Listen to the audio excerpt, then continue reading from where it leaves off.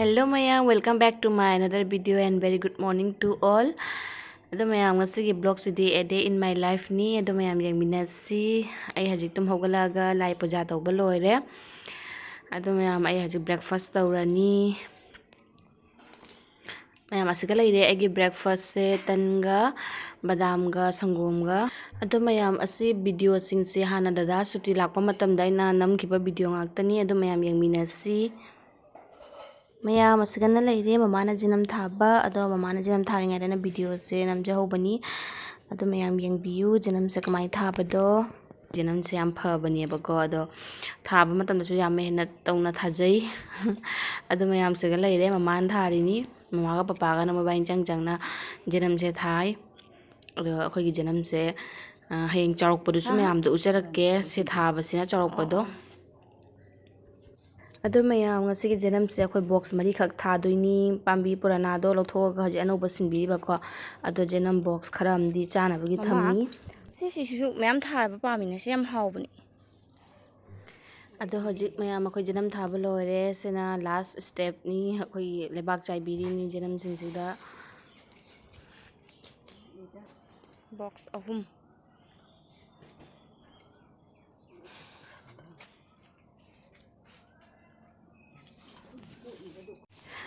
asisena mayam akhoi na thakhiba janam box tuni ado haji kha chawkhale ma se 30 days mu shure bako numit ne 30-40 days mu suramani ado ma se chawkhale ado ising phangba siga moi phajana phajaba hen khareba mayam chu jengbiu janam singse phajadra thaba chu chare mayam da ngasi aina asise khara ma chatho khare khara ma lei asi singse mayam anoba thaba singduni loina hogale anoba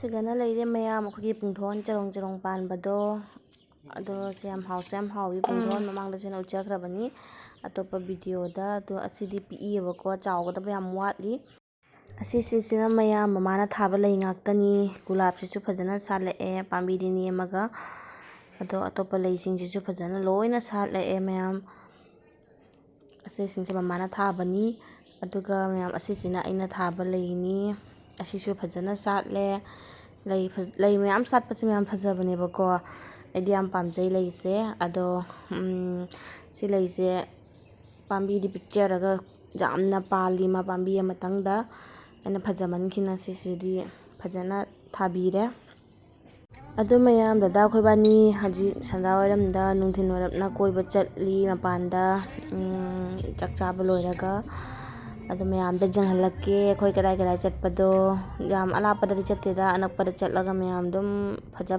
mafam khara lei anakpada akhoi jum manakpada adu sungna sum janghan bagi dada ne wan pubirini siga se mayam phajadra thi ising atani mayam lei che jengu side ani makta ase akhoi linghak lepaga photo ga su kapaye bako adu mayam phajabani sise mayam su jengbiu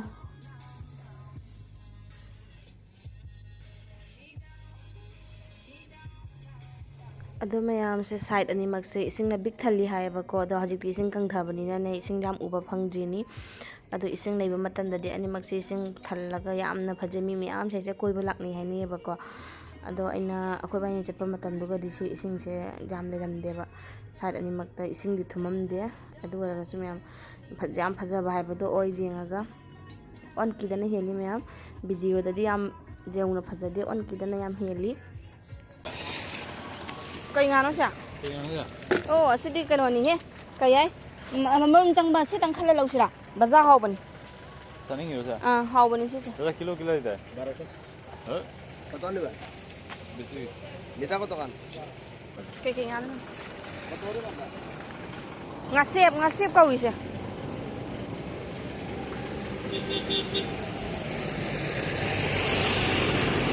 ado mayam se siga pukhalai banga singsi yamna fresh oi ahing manga ngata oi jengbra jam hawgoda male bako moise pat gumna taga fishery gumba dagi pharga pukhalapa nga ngata neba yam phajabani mayam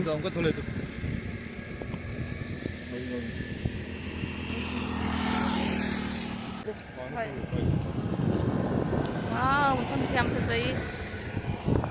ꯅꯪ ꯌꯥꯎꯗꯦ. ꯅꯪ ꯌꯥꯎꯗꯦ.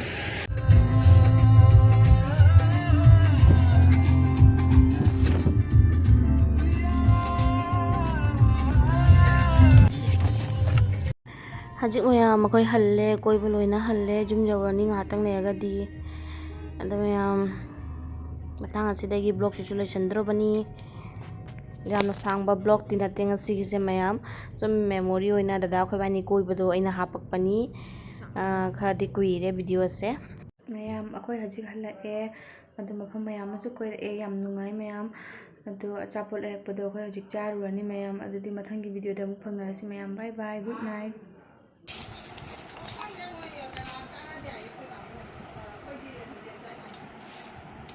ꯃꯥꯗꯤ ꯃꯤꯉꯣꯟꯗ ꯑꯗꯨꯝ ꯆꯥꯏ.